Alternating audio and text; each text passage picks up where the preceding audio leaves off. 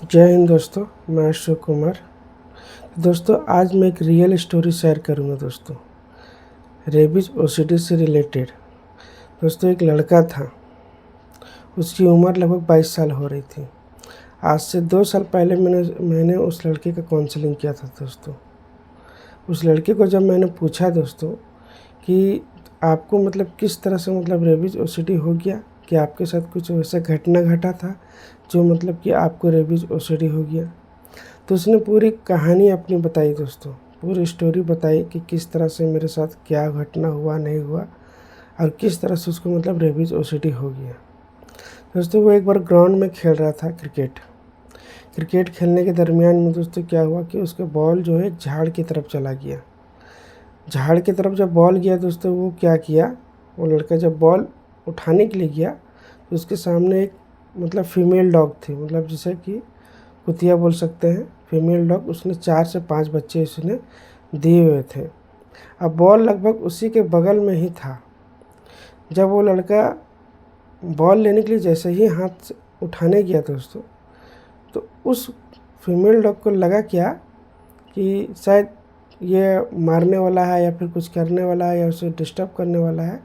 तो वो क्या फीमेल डॉग की, वो कुतिया क्या की, वो मतलब कि अपने बचाव के लिए, अपने बच्चों के बचाव के लिए उसको वो बाइट कर लिया। अब जब बाइट कर लिया तो वो लड़का जब देखा कि मुझे उसे बाइट कर लिया है, तो उसने ज़्यादा मतलब वो डरा नहीं, बस एजुअली ले लिया, कैजुअल ले लिया। लेकिन जब उसे बाइट किया तो दोस्तों उसके पीछे एक और लड़का खड़ा था, जो ही कि उसी का दोस्त था दोस्तों। ये घटना को उसने अपने आँखों से देखा था। अब जब सब क्रिकेट वगैरह खेल के सब अपने अपने घर चले गए दोस्तों, तो वो लड़का जो था, जिसको मतलब कि कुत्ते ने बाइट किया था, वो अपने घर में जाके किसी को बोला नहीं कि मुझे कुत्ते ने बाइट कर लिया है। अब हुआ क्या दोस्तों कि जो उसका फ्रेंड था, वो उसकी मम्मी को बताया लगभग 1 से 2 घंटे के बाद। बताया कि आंटी की सो आपको बेटे को कुत्ते ने बाइट कर लिया है। जब उसकी मम्मी ने उसको पूछा कि तुम्हें कुत्ते ने बाइट कर लिया है, तो वो लड़का थोड़ा डरे से में बोला कि हाँ, मुझे बाइट किया है। तो उसकी मम्मी ने उसे डांटा, बोला कि अगर तुम्हें बाइट किया तो तुमने मुझे बताया क्यों नहीं है। तो इस कदर क्या हुआ क्या दोस्तों कि लड़का फिर अपने पूरा बात अपने मम्मी और पापा को बता दिया। उसके मम्मी पापा ने उसे फिर हॉस्पिटल जाके उसको वैक्सीनेशन कराना शुरू कर दिया।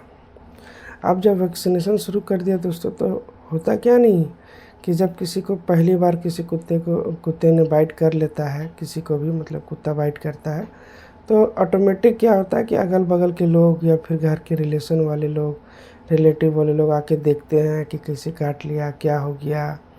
लोग आपस में ही बात करने लगते हैं। अगर डॉग कुत्ता का काटा हुआ अगर टाइम पर अगर वैक्सीन ना लगे तो लोग पागल हो जाते हैं, कुत्ते की तरह बिहेवियर करने लगते हैं, कुत्ते की तरह भौंकने लगते हैं।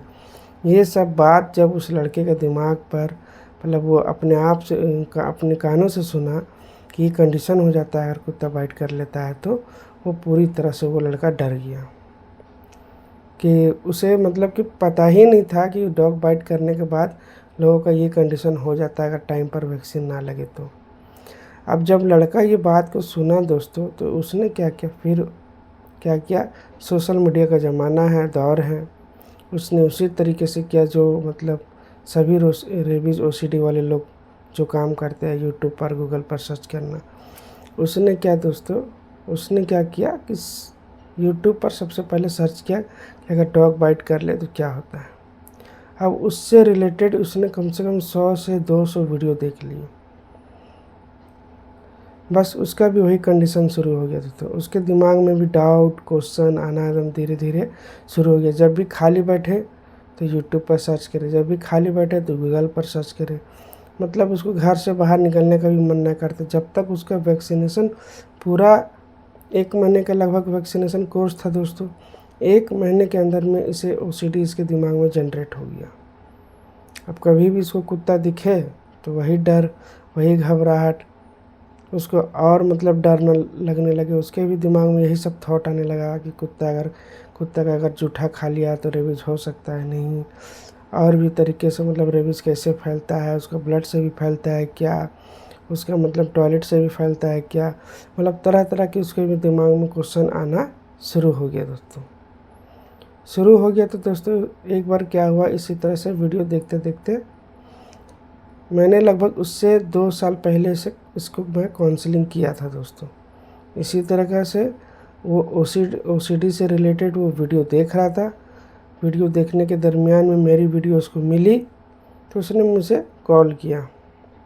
कॉल करके पूछा, कुछ सवाल रखा मेरे सामने, मैंने उसके सवाल का जवाब दिया। फिर मैंने उसे बोला कि देखो 1 से 2 मिनट या 3 मिनट या 5 मिनट बात करने से कोई सॉल्यूशन नहीं निकलेगा रेबीज से रिलेटेड। अगर बात करनी है तो अच्छे तरीके से आधे घंटे 1 घंटे का समय निकाल के मुझसे बात करो, उसके बाद थोड़ा बहुत प्रॉब्लम आपका सॉर्ट आउट होगा। वो लड़का लगभग मेरे से 1 महीने तक कांटेक्ट में रहा दोस्तों। 2 मिनट 5 मिनट बात करे फिर फ़ोन कट कर दे, 2 मिनट 5 मिनट बात करे फिर मतलब हर 2 दिन में हर 4 दिन में वो मुझसे कॉल करता, बात करता। मतलब ठीक से मतलब क्लियर नहीं हो पा रहा था कि मैं काउंसलिंग करूं या ना करूं। एक दिन मैंने उसे बोला कि अगर आप डर रहे हो तो आप अपने फादर से मुझे बात करवाइए, मैं आपके फादर से बात करूंगा, आपके फादर को अच्छी तरह से समझाऊंगा। अगर वो बोलेंगे कि आप इसको काउंसलिंग दे दो तो मैं आपको काउंसलिंग देने के लिए तैयार रहूँगा। फिर क्या हुआ दोस्तों कि उसने अपने फादर से मुझे बात करवाया। मैंने उनके फादर को पूरी तरह से बताया कि आपका लड़का जो है वो मतलब मानसिक तौर से अभी मानसिक परेशानी से गुज़र रहा है, जिसको मतलब कि ओसीडी बोलते हैं। और इसे जो ओसीडी है उसे रेबीज़ की ओसीडी है। रेबीज़ ओसीडी में क्या होता है, उनके फादर को मैंने बताया कि कुत्ते से डरना, कुत्ते से मतलब कुत्ता अगर सामने आ गया तो उसका दिमाग में तरह तरह के थॉट चलने लगेगा, हमेशा डरा हुआ महसूस करेगा, हमेशा चौकन्ना रहेगा कहीं कुत्ता पीछे से ना आ जाए या आगे से ना आ जाए या बगल से ना आ जाए, कुत्ता कहीं स्क्रैच ना कर दे, बाइट ना कर ले, कुत्ता का कुछ जूठा गलती से हम खा ले ना पी ले, इस तरह का मतलब उसके साथ बिहेवियर हो जाता है। और ये बिहेवियर वो लड़का पूरी तरह से झेल रहा था। मतलब पढ़ाई में भी उसे मन नहीं लगता था। वो 12th स्टैंडर्ड में मतलब कि पढ़ रहा था, अपनी पढ़ाई कर रहा था, वो उसका एग्ज़ाम भी मतलब छोड़ दिया था, इतना उसको टेंशन हो गया था रेबीज से रिलेटेड।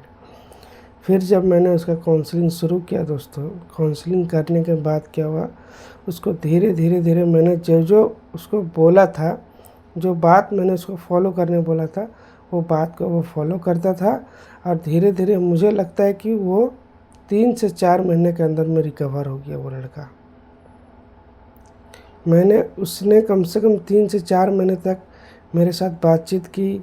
मैंने एक एक जगह पर एक एक स्टेप मैंने उसको बताया, समझाया कि आपको ये सोचना है, ये करना है, आपका दिमाग में क्या थॉट चल रहा है, नहीं चल रहा है, कहाँ पे आप फंस रहे हो, कहाँ पे आपको नहीं फंसना चाहिए था। कुछ भी उसे प्रॉब्लम होता था दोस्तों वो तुरंत मुझे कांटेक्ट करता था, मैं उसको गाइड करता था। तो काउंसलिंग के थ्रू एक लड़का को मैंने देखा कि किस तरह से इसके दिमाग में ओसीडी जनरेट हो गया।